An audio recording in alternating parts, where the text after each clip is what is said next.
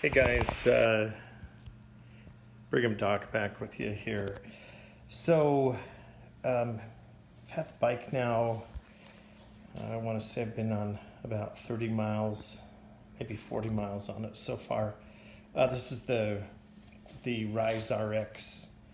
I wanted to get a rear view mirror for it just because honestly, most of the time I'm riding in the streets and I'm trying to use it to get to work sometimes. So I bought the half knee from Rize RX themselves, and I tried just putting it. You can see I tried putting it on the left hand side. And those of you who've ridden these at all, you'll know there's the hand grip, then there's the throttle, then the controller.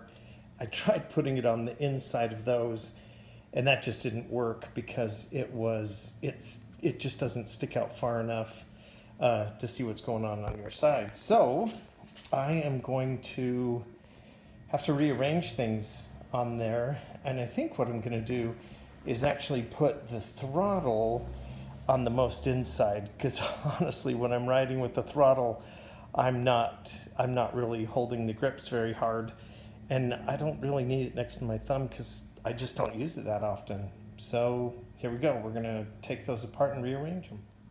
Okay, so the first thing I was wondering was, you know, in the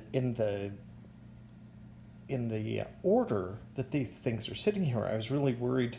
I didn't want to put the brake lever so far different than the other brake lever that it felt funny or abnormal to me. And then I started looking, and actually these are the same exact size. The handles are the same exact size, but this brake lever is actually right next to the hand grip, and this brake lever is actually one away from the throttle. So they've already been different, and I haven't even stinking noticed it. And so I've been thinking about what order to put these in, and I'm gonna have to play with it a little bit, but I think I'm going to put the mirror first, then the brake handle, then the throttle, then the controller, and see how that flies. So let's see if we can do it. All right, so looks like we're pretty successful. Got the two bolts off, and then of course there's the one ring on the one side, which doesn't want to come out until you turn it all the way over to the other side, and then we'll just let that sit there for a second since we are going to change. So now just to remove or change the position of this. Okay, so of course in keeping with everything has to have a different size.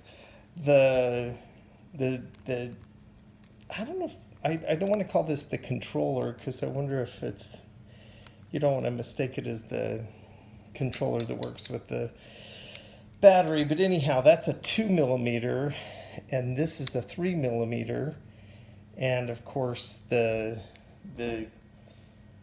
brake is a 4mm, and this right here is 5mm. So have all your wrenches ready.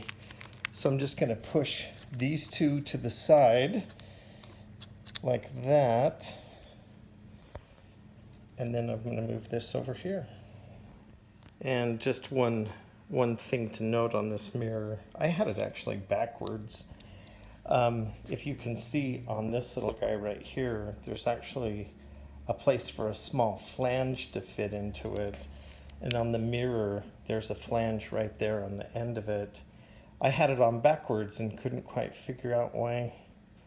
If you haven't noticed, I do everything twice. I do it wrong and then I try to do it again. So let's get back to it. So I got the mirror put on right up next to the handlebars. Fit that over, just slid that over, and there's just perfect room to fit the handlebars right up inside, right in between the two. And I'll get those hooked on.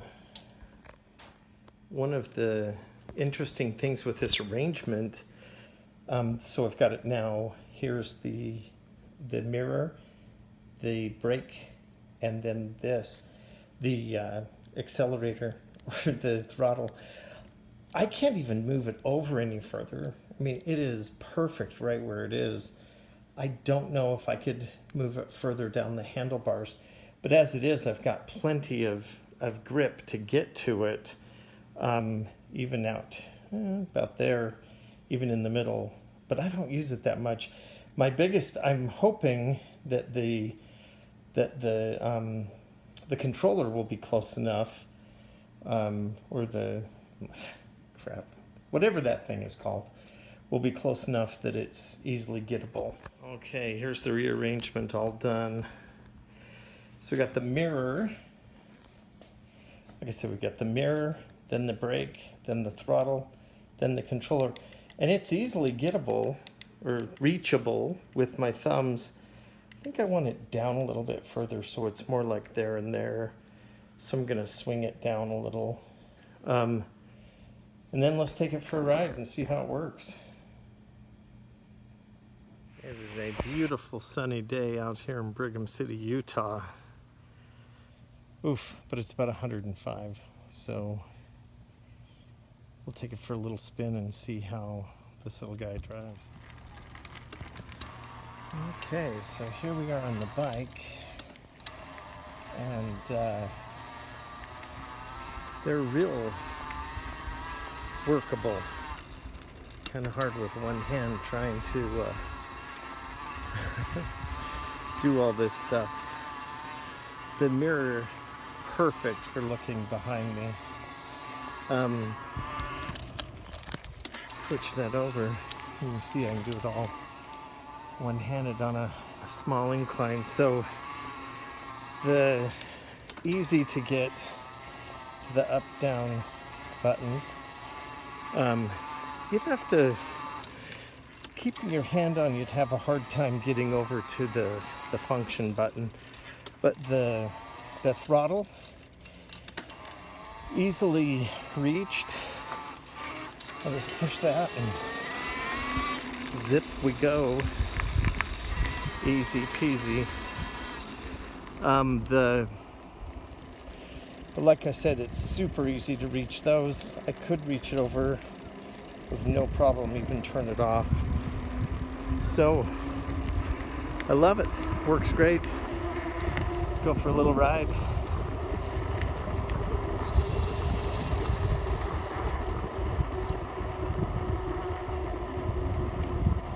The bike rolls really well. I mean, I know that may sound funny, but just rolling down a small hill, going 17 miles an hour. And then let me switch gears up just a little bit. So this is 6th gear, pedal assist 1 on pretty flat ground. Just moving at a decent pace. Gets me about 17 miles an hour, just at a barely pushing. That's in power assist 1. If I switch that up, power assist 5, we're again hitting 17 to 20 miles, about 20 miles an hour. And now I'm going uphill. So pretty easy, not even getting really out of breath. It's a pretty steep hill coming up. Anyhow, I'll do a bike ride later, but so far super happy with this.